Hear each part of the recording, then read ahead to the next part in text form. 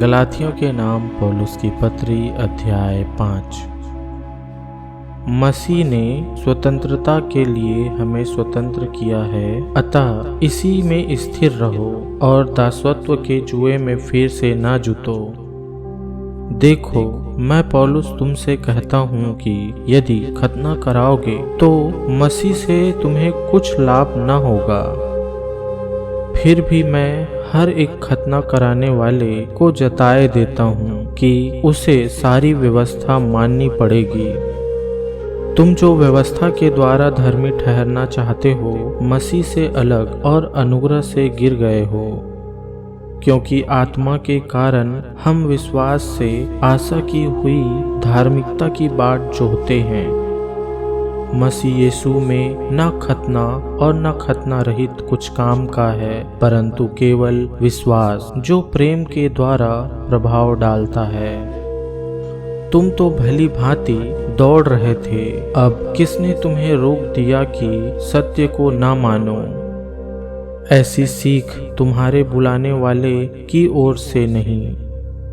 थोड़ा सा खमीर सारे गुथे हुए आटे को खमीर कर डालता है।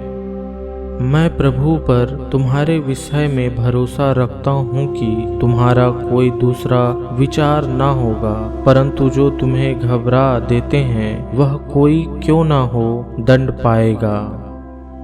परंतु हे भाइयों, यदि मैं अब तक खतना का प्रचार करता हूँ तो क्यों अब तक सताया जाता हूँ? फिर तो क्रूस की ठोकर जाती रही।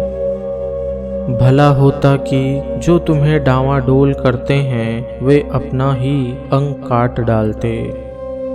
हे भाइयों, तुम स्वतंत्र होने के लिए बुलाए गए हो, परंतु ऐसा ना हो कि यह स्वतंत्रता शारीरिक कामों के लिए अवसर बने, वरन प्रेम से एक दूसरे के दास बनो।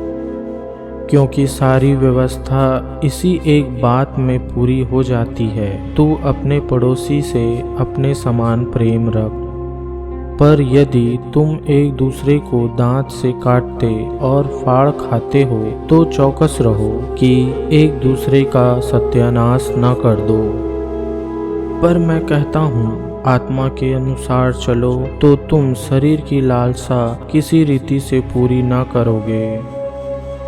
क्योंकि शरीर आत्मा के विरोध में और आत्मा शरीर के विरोध में लालसा करता है, और ये एक दूसरे के विरोधी हैं, इसलिए कि जो तुम करना चाहते हो वह न करने पाओ। और यदि तुम आत्मा के चलाए चलते हो तो व्यवस्था के अधीन न रहे।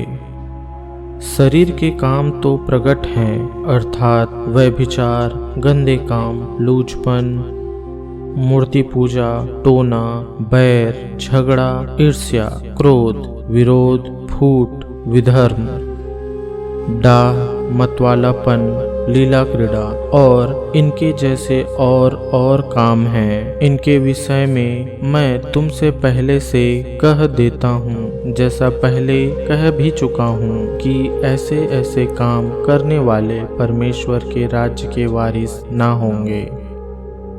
पर आत्मा का फल प्रेम, आनंद, शांति, धीरज, कृपा, भलाई, विश्वास, नम्रता और संयम है। ऐसे ऐसे कामों के विरोध में कोई भी व्यवस्था नहीं। और जो मसीह यीशु के हैं, उन्होंने शरीर को उसकी लालसाओं और अभिलाषाओं समेत क्रूस पर चढ़ा दिया है। यदि हम आत्मा के द्वारा जीवित हैं तो आत्मा के अनुसार चले भी। हम घमंडी होकर न एक दूसरे को छोड़ें और न एक दूसरे से डाह करें।